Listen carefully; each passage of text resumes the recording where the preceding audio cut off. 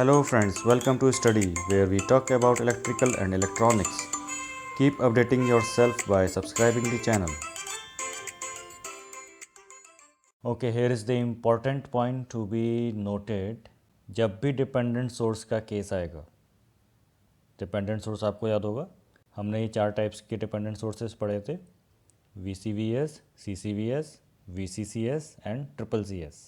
ठीक है, तो जब भी अगर ये सोर्सेज नेटवर्क में प्रेजेंट हैं और आपको अप्लाई करना है थेवेनिन्स थ्योरम या नॉर्टन्स थ्योरम, दोनों ही केस में आप जो RTH फाइंड कर रहे थे अब तक या RN फाइंड कर रहे थे अब तक, उस मेथड से सॉल्व नहीं करना होगा.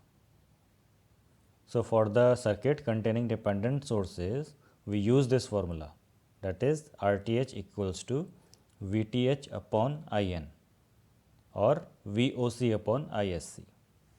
That means अगर नेटवर्क में डिपेंडेंट सोर्सेज गिवन है या प्रेजेंट हैं तो आपको दोनों थ्योरम्स अप्लाई करनी है, नॉर्टन्स थ्योरम भी और थेवेनिन्स थ्योरम भी.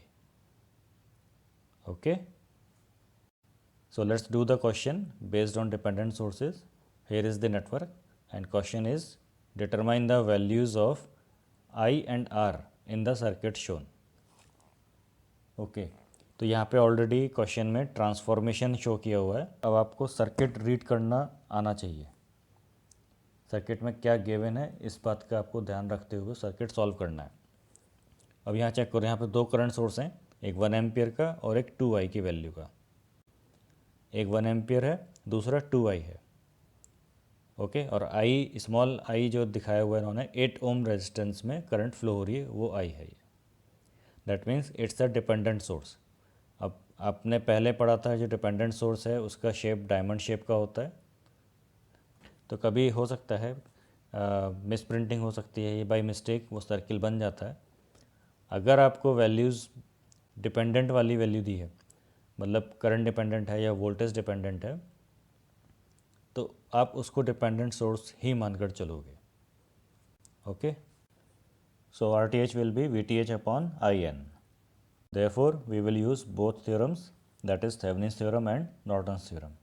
तो VTH फाइंड करने के लिए हम थेवेनिन्स थ्योरम यूज़ करते हैं, IN फाइंड करने के लिए नॉर्टन्स थ्योरम यूज़ करते हैं. तो नेटवर्क को रीड्रॉ करेंगे और इसमें चेक करेंगे टर्मिनल्स पर XY बना हुआ है प्लस माइनस, और यहाँ से VTH हमें फाइंड करना है. तो अब चेक करो 4 ओम रजिस्टर पे तो कोई करंट नहीं है क्योंकि टर्मिनल्स ओपन है. ठीक, तो यहाँ पे तो कोई पोटेंशियल नहीं मिल रहा. तो जो VTH मिलता है वो 3 ओम रेजिस्टेंस पे जितना पोटेंशियल डेवलप होगा that will be our VTH. अब क्या करेंगे हम, अब चेक करो यहाँ पे करंट सोर्स. अब यहाँ पे सोर्सेज चेक करो, एक 1 एम्पियर का है, एक 2i वैल्यू का है. ठीक, ये 2 नोड्स हैं, तो हमें 2 नोड्स दिख रही हैं, यहाँ पे हम KCL अप्लाई कर सकते हैं. सो फर्स्ट नोड पे देखो कौन सी करंट्स इनवर्ट्स हैं और कौन सी आउटवर्ड्स हैं. तो करंट सोर्स की तरफ से देखो दोनों करंट्स इनवर्ट जा रही हैं नोड पर, और 8 ओम में जो करंट आई फ्लो हो रही है वो आउटवर्ड है. Okay, so here 1 is invert, here 2i is invert and here i is outward. Okay, now check the current in 10 ohm resistor. Let's say 10 ohm resistor में करंट I डैश फ्लो हो रहा है और ये outward है. तो KCL apply करोगे, 2i plus 1 equals to I dash plus i. Okay, तो I डैश आपको यहाँ से मिल जाएगा 1 प्लस i. ओके, इस सेकेंड नोट पे चेक करो, 1 प्लस i इनवर्ड होगा. ओके, इधर से आउटवर्ड करंट 2i जा रहा है और लेट्स से 3 ओम रजिस्टर में जो करंट फ्लो हो रहा है वो i फ्लो हो रहा है.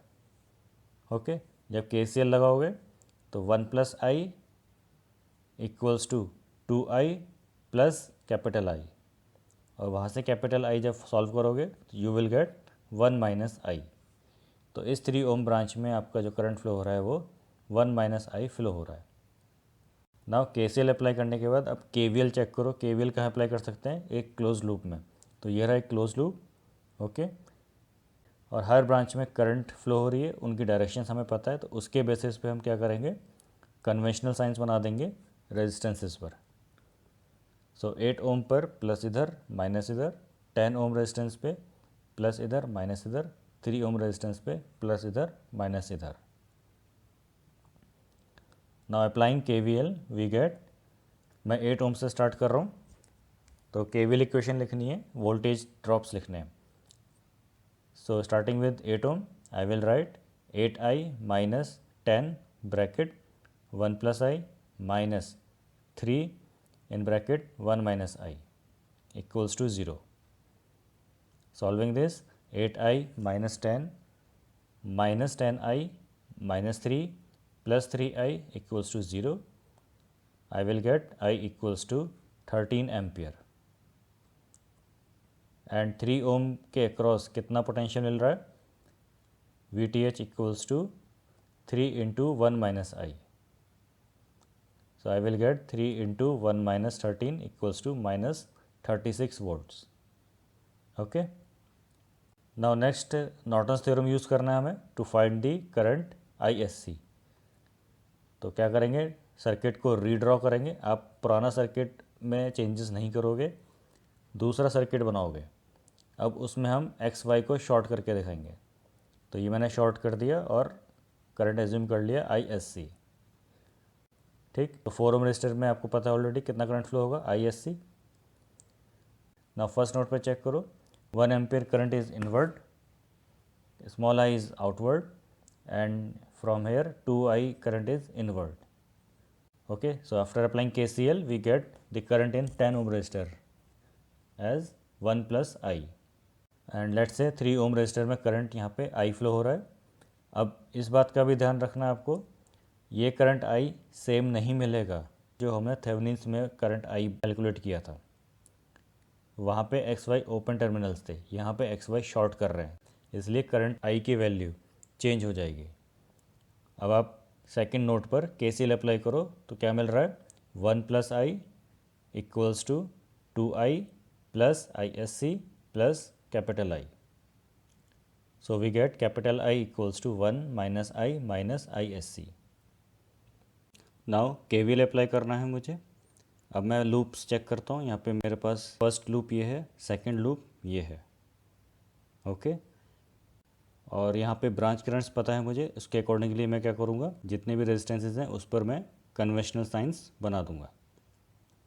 सो 8 ओम पे प्लस इधर माइनस इधर, 10 पे प्लस इधर माइनस इधर, 3 ओम रजिस्टर पे प्लस इधर माइनस इधर, 4 ओम रजिस्टर पे प्लस इधर माइनस इधर.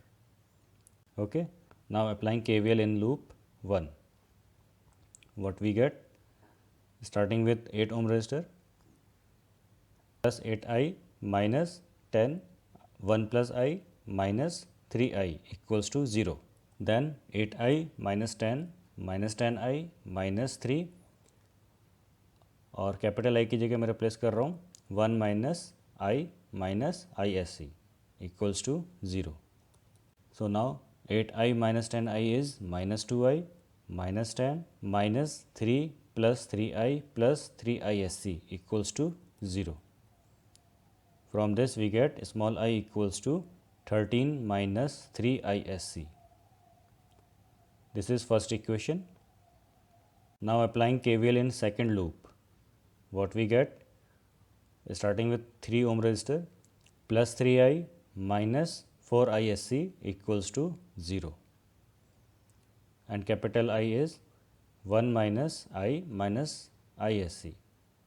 So writing 3 into 1 minus I minus ISC minus 4 ISC equals to 0.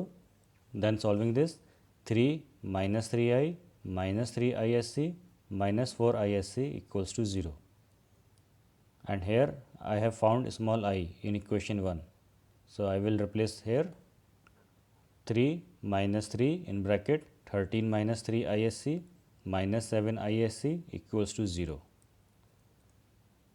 Then 3 minus 39 plus 9 ISC minus 7 ISC equals to 0.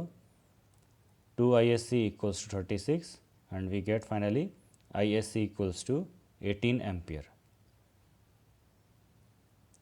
So we have found two values. First one is VOC, that is minus 36 volts, and ISC as 18 amperes. Therefore RTH is VOC upon ISC equals to 36 upon 18. Hence RTH equals to 2 ohm.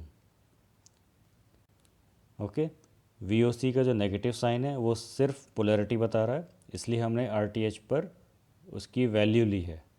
सो इसलिए RTH calculate करने के लिए हमने VOC की सिर्फ value ली है।